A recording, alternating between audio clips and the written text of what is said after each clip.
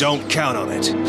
Weevil, you were so busy fawning over your moth, you didn't notice I played a polymerization card. Greetings, Bienvenue! Come on in, sit on down. Because today we are talking about Pokémon Infinite Fusion. Pokémon Infinite Fusion is a fan-made Pokémon game that allows you to journey through Kanto, Johto, and the Sevi Islands having a Pokémon-crazed adventure. Not too much different from what we're used to seeing in Pokémon games. However, the big caveat is, this time, your Pokémon get to fuse.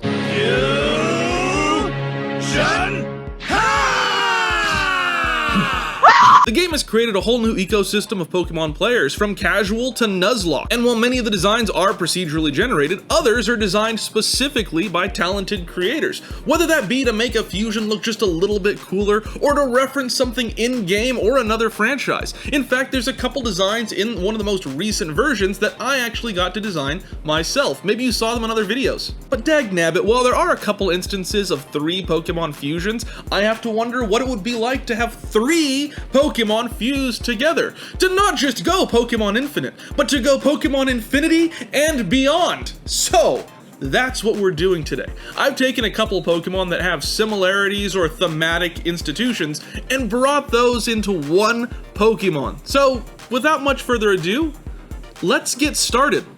Hi, I'm the Thesterninator, but my friends call me Stern. Welcome to the channel. While you're here, don't forget to drop down below, like, comment, subscribe, do all that fun stuff that makes me and YouTube happy, and let's hop right into the video. I'm gonna keep this short and sweet, and I don't mean a short video, I mean this Pokemon is literally short and sweet. I'm fusing together a couple of our food-based Pokemon, specifically Polteageist, Alcremie, and Vanillux, looking at the comparison between the 3, finding what they have in common, and what parts we're able to use. I'm kind of making it a challenge for myself throughout this video that I'm trying not to add any new elements that don't already exist in one or several of the Pokemon brought into the fusion. So with this, I thought, okay, there's a few key aspects to bring in here. I want to bring in Alcremie and the parts that make Alcremie Alcremie, while keeping Polteageist as kind of the base of the design. Also, keeping Vanillux, I look at that cone and realize I can't go without it. The top part there, using those swirls, is already kind of instrumental in Alcremie's design, and the face of Polteageist is so iconic, I kind of have to keep that. It's so different, so special, so set aside from other Pokemon faces and designs that I want to include that. So I have the parts in mind that I know that I want to bring together. And luckily, nothing is overlapping in too crazy of ways. I have the head shape and swirls and designs of Alcremie, the face of Polteageist, and the body cone type shape from Vanillux. Using those, I can put them together. A very Captain Planet-esque type of system here. So while doing so, I get to go in and decide what colors I'm going to use.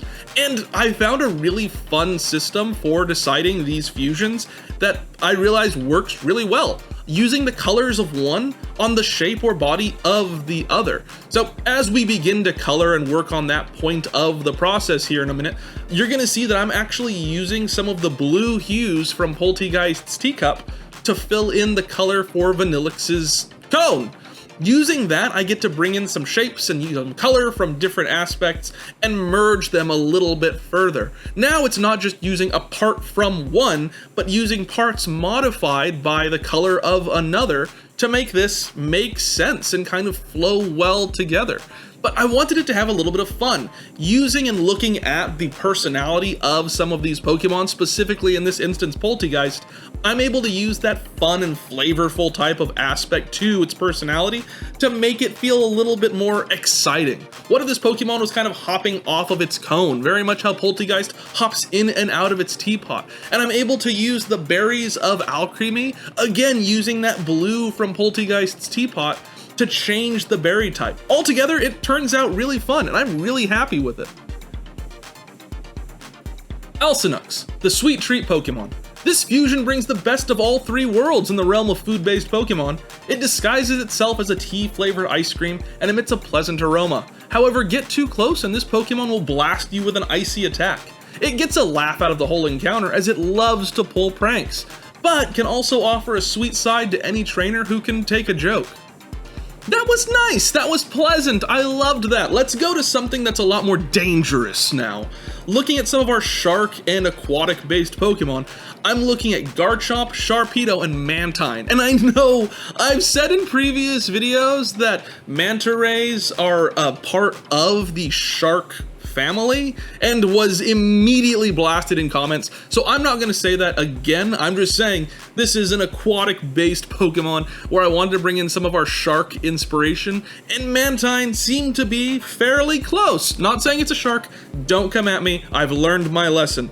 So I brought that in kind of just to fill in the gaps where we have Sharpedo and Garchomp. I feel like we've seen this fusion a dozen times, with people even bringing up the instance that the two are somewhat related by that star shape on the nose. In fact, I thought about using Crawdaunt as the inspiration for the third here because it also shares that star shape on its face, but I felt like making it a crab shark felt a little too out there, and I wanted this to feel cohesive. Maybe if I do this video again, I'll work on that and bring in the crab elements. You guys know it hurts my heart to not draw a crab in a video, so just know I'm on the same page as you guys. I want there to be crab as well. So working on this design, I brought in a few of the aspects here. Like I said, using Mantine kind of to fill in the gaps, I thought, how can I extend the shapes that already exist here? And realized I can use this massive fin that already exists on Sharpedo to further bring in that silhouette on top of the Garchomp feel. And I can bring in that same fin on the arms, much like Garchomp has with its blade arms, but use them more like fins akin to Mantine, allowing this thing to glide and swim much like a manta ray would. But still having that shark type of feel. I wanted it to have a very mermaid torpedo-esque shape, and luckily Sharpedo filled in a lot of those spaces. The face for Garchomp is so iconic, such an important character to the lore of Pokemon, as well as Cynthia's ace, that I felt like I have to include this as the main crux and focus of that front portion of the body. So going in, utilizing that just came easy. Then came the color and the structure of the color blocking of the shapes throughout the body. So I used kind of that rigid zigzag form from Mantine to fill in a lot of the body and separate out some of the color areas. Ultimately, this Pokemon just feels like there's all these layers stuck on top of each other. We have the big fin that starts on the nose and works its way down the back onto the larger fin, and that all being that Sharpedo blue, while the body itself may look like it's that Garchomp purple, but it's actually that deep kind of muted blue of Mantine, with the body's pinkish color also being Mantine. I felt like we had so much Garchomp in here that I wanted to offset that with the colors of a different form. And I feel like it works. I feel like we bring in some of the key aspects while not losing any too much from the others. Garpodine, the razor-tooth Pokemon. While its predecessors were skilled in both land and water, this fusion seems to prefer a wide open ocean. Its torpedo-like body allows it to move swiftly and with elegance, gliding along on its extended arm fins. When it does manage to make its way onto land though, it can still be a formidable opponent, causing devastating earthquakes with its roar alone. Next up, I wanted to look at one of my favorite types of Pokemon in the franchise, that being our man-made Pokemon. Looking at Pokemon like Porygon, Silvally, as well as bringing in Genesect. Remember Genesect? Genesect I feel like is such a forgotten Pokemon, but then again, so many of the man-made Pokemon are. So I brought these three in, kind of mooshed them together to create something that was man-made, but also hopefully doesn't feel like an atrocity beyond the understandings of humankind. Right? That's kind of the goal. We don't want to scare the children. Won't somebody please think of the children? So I brought in all of these looks and realized this one was a little bit more of a struggle, a little bit more of a hassle, trying to figure out how I wanted this to work. I decided that the big head fin of Silvally is going to be a big focal point for the design, and an opportunity to bring in some Porygon aspects. When I looked at Silvally, I realized it has these kind of energy-like spikes that protrude from that fin. And I could use those as a digital reference to once again draw back onto Porygon. One of the few moments in this video where I actually bring in new data. But I feel like it's not too new, not too different, because Porygon already is a pixely, data-driven Pokemon. So using that, I feel like it's different, it's odd, it's weird, but still is a reference to Porygon, maybe not in design and structure, but in lore and storytelling. So I do that there, while also allowing it to become this massive canon, which is Genesect's whole thing. So we have the head of Silvally with a Porygon influence all together to create this canon that is a reference to Genesect. Then came the body. I decided that since I focused so much of the head on Silvally, I wanted to focus a lot of the body on Genesect, and used Porygon-based colors to influence the rest of that design.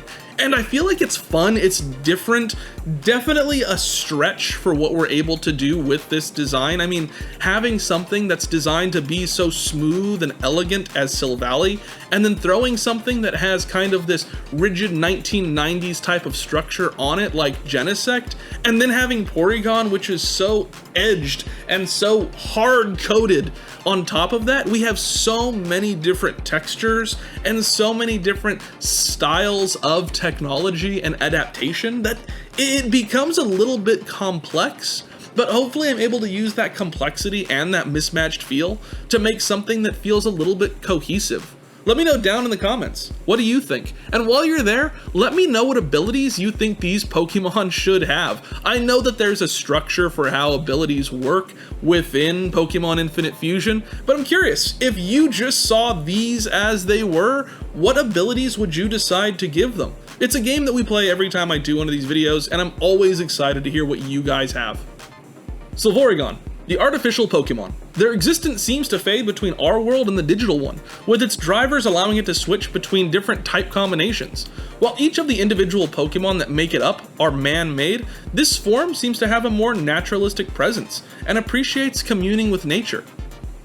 This next Pokemon was actually brought up by one of our Pleb Plus members over on the Discord. For those of you who don't know, down below you can join our Discord that is open to the public, and we'd be glad to have you. But our Pleb Plus members get exclusive access to different channels, as well as getting to see some of our thumbnails early, and hearing about what these videos are going to consist of or look like. Sometimes I ask for input and help with what I'm going to do in these videos. This is one of those times, and luckily SyrenShadows stepped up, bring up a couple different Pokemon that could be fused together, but specifically the one that I was really intrigued by was Frostlass and Doublade. That was an inspired thought. I love the idea because both have such this idea of storytelling, ghost stories, and relic possession in their storyline, and I dig it, I love it, but that's only 2 Pokemon, so I decided I was gonna throw in a third.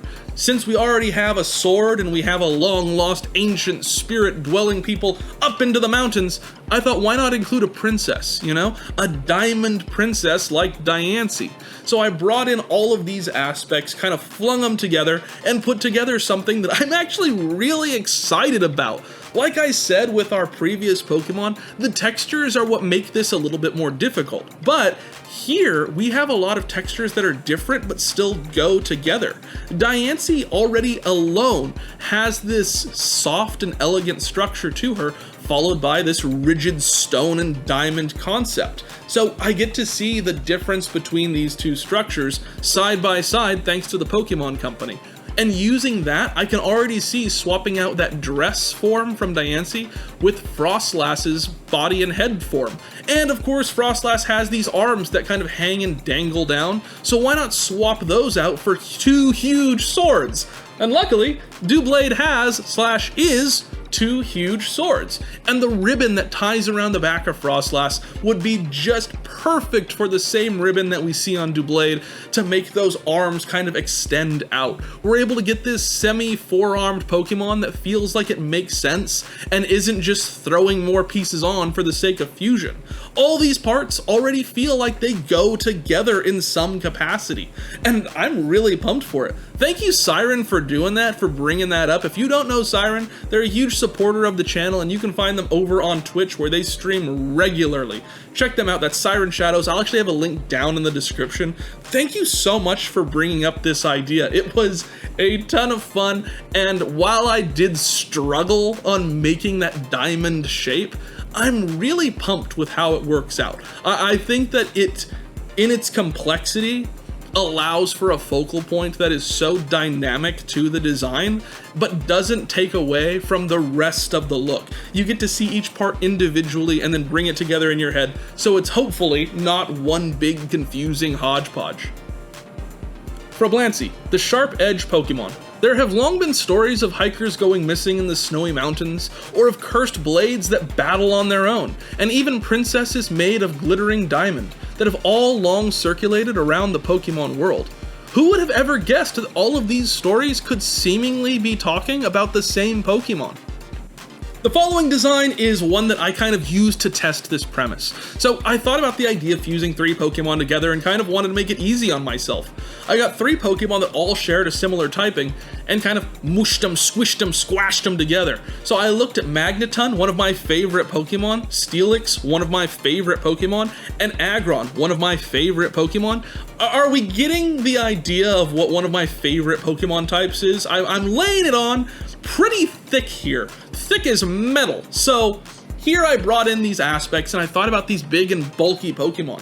Things like Steelix and Aggron and how they're so heavy, so just hardcore, so metal, if you will, and thought, what if I fuse these types together? What if I bring them in? This was the main crux of coming into this video, and I have had so much fun with it. Pokémon Infinite Fusion team, if you are watching, hit me up, give me a call, give me a ring, reach out to me where you can. I'd love to work with you on a couple of these things, because so much fun.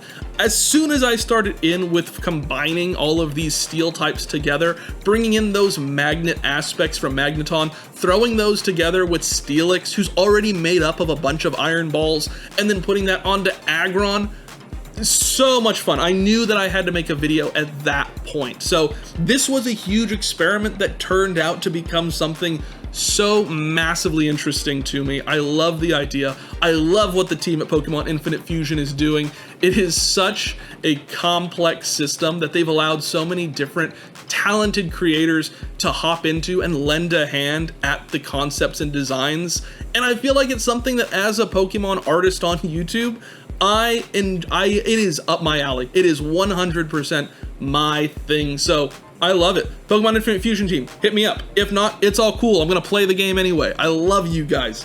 So for this design, I wanted to make sure to keep a lot of the key aspects of each. One is the protruding spikes that come off of Steelix. The other is the iron orb and eyes and magnets of Magneton, you know, his whole body, and then focus on Aggron as the base for the entire thing. Only area that I feel like I kind of struggled was incorporating Steelix's massive heavy jaw onto Aggron. It changes the entire shape of the head, and hopefully into something that's still recognizable as Aggron or Steelix or both. That would truly be the happiest ending here. Magronix, the Steel Beam Pokemon. Its sheer devastating power is matched only by its magnetic abilities. It is able to add on to its already fearsome body by pulling more metal into itself and building on its armored hide.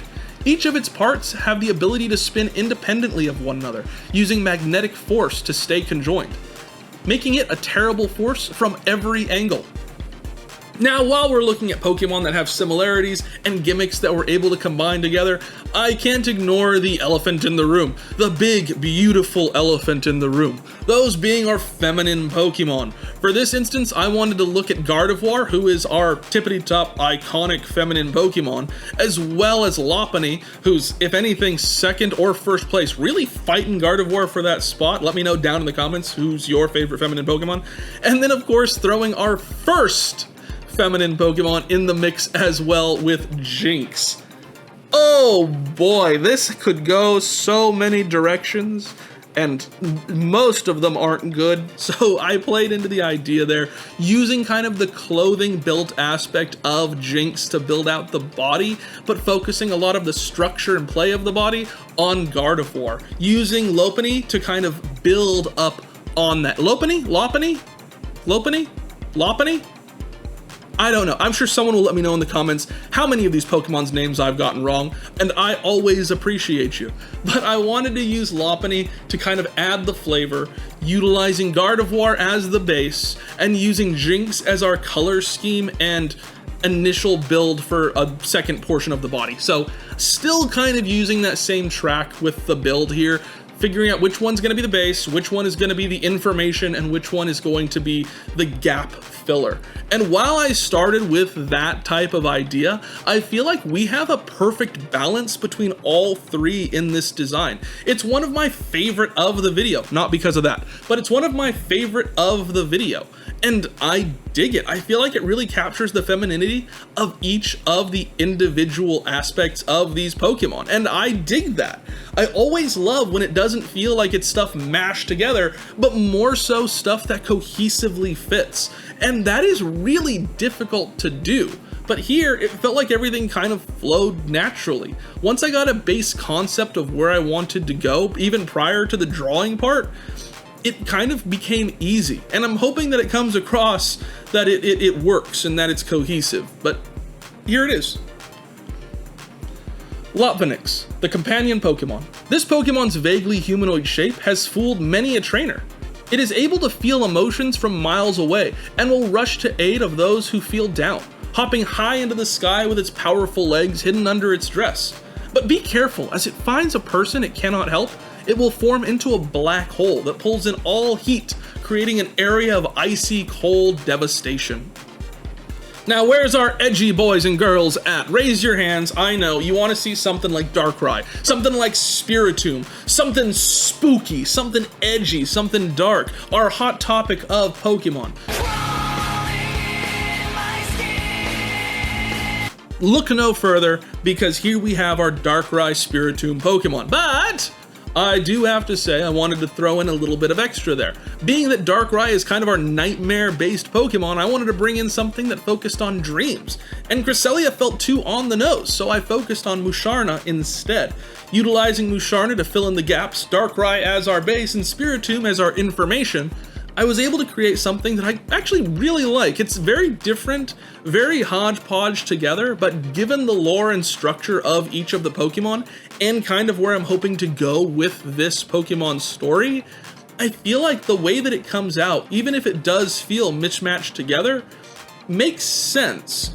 I decided that I wanted to use kind of the structure of Darkrai there, but use Spiritomb's very edgy greens and pinks and purples to expand on the idea, going from this vague tooth-like color to very clearly big, massive, sharp teeth, very much akin to what we see with Spiritomb. While Spiritombs are two-dimensional flat, these ones are going to be three-dimensional, but draw heavy inspiration from Spiritomb. The eye became a little bit more complex, but I feel like we're able to capture a lot of each of the Pokemon in there. I decide towards the end to give it some eyelashes just to give it a little bit of that Musharna look, but focusing on using some of the coloring of Darkrai and the shape of Spiritomb. The smoke that arises out of Darkrai, I decided to make the Musharna type of structure for smoke, with those curls and weaves and flows that come off of it, using that light pink for the coloring scheme throughout, but bringing in some of that kind of dark and neon pink from Spiritomb into the concept as well, almost fading from one to the other, using those orbs from Spiritomb rather than in a full structured circle around the face, using them sporadically placed throughout the body as though it wasn't held together quite right, and making these big claws from Darkrai just kind of made some sense, and it's something that I'm really happy with. I feel like it does feel like Darkrai, maybe a variant of Darkrai, but having the information for where every piece comes from, I think allows us to see where the fusion elements take place. It's one that I'm really happy with, though it is a little bit more played down with a lot of the other aspects. I'm really happy with it. I feel like it's different, but I feel like it works. Darshroom, the Dream Eater Pokemon. Manifested from nightmares, this Pokemon steals a part of the spirit of those that helped create it. As a trade for the spirit, it will grant the victim sweet dreams for the rest of their life. However, those who have fallen prey to its power report feeling constantly tired even in their waking lives. For our final Pokemon of the video, I decided I'm actually not gonna tell you what Pokemon this is based on. What 3 Pokemon we brought in to create this abomination. It is so weird and different, but I feel like each of the points of its inspiration are brought in some way or another. There is a base, there is an informative Pokemon that's brought in to kind of fill out a lot of the gaps there, and there is a Pokemon who's just kind of the over-the-top flavor. And I'm curious who you think is in here. I'll give you a hint, it's one of my favorite Pokemons that we use for the base. It's a Pokemon that I've done multiple times. For another point in here, it's a Pokemon that I've brought up several times, specifically with how weird their dex entry is. And the third Pokemon is one that I don't think I've mentioned on the channel ever. So good luck. I really dig this Pokemon. It allowed me to come in with a couple different textures that blend together, hopefully kind of seamlessly. There's this like lava flow type of area on the bottom with this bubbling and bursting type of effect. And then there's this smooth type of steel, cooled steel over the top. And then these glowing red elements of metal throughout. On the arms and on the back, we have just hardened metal over the liquid metal. So many different textures that I'm hoping kind of worked cohesively and work together to make something that works. I'm curious what you guys are gonna think of it. I know some of you are gonna get it by the line art, others are gonna see it once that color hits, but ultimately this was so fun.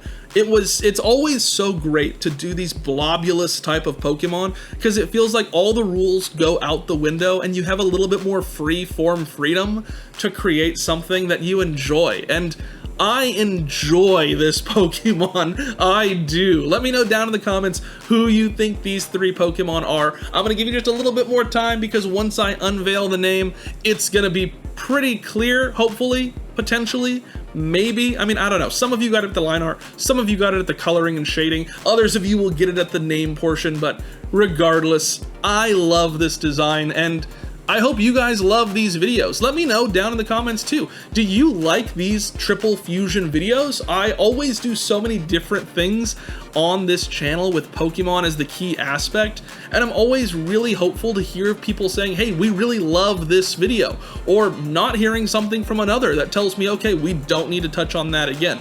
But here, I'm curious about your thoughts, so let me know.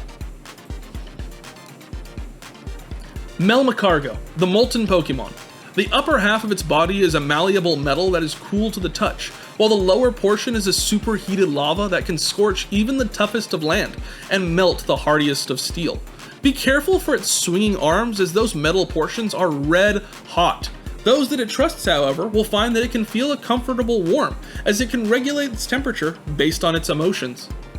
So who was your favorite? And if you only had to pick one, which of these designs are you adding to your team? Let me know down in the comments. I'd love to hear about it. But before we go, I want to give a shout out to all of the people who help make these videos possible. Those being our Patreon supporters and our YouTube members. So a big McThankies from McSpankies to Patreon supporters Corey Cooks, Topaz, Mario Panita, Dan Hassel, Chompy Catchan, Kobo4231, Alandriel, Sky, Yuja Sakaki, Drake Null, Jeremy Sunday, Justin Grenier, Kaylin Cat, Sticks TV, and Dan Bush. And you can become a YouTube member for just $3 a month. That gets you videos like this early, as well as gets you into a couple giveaways that we do throughout the month. Some of our YouTube supporters are going to be SyrenShadows, Moxie, Echo Arashi, Reggie Hustle Jr., Liam Wood, Linksia, RJ, Zed Ravenmore, Somni Stars, Kaylin Cat, and Crimbo McSwizzle. Thank you guys so much for all that you do for the channel. I'm going to be right here doing this so long as you guys are out there enjoying it, so it sounds like you know where to find me, and I'll catch you in the next one. Bye.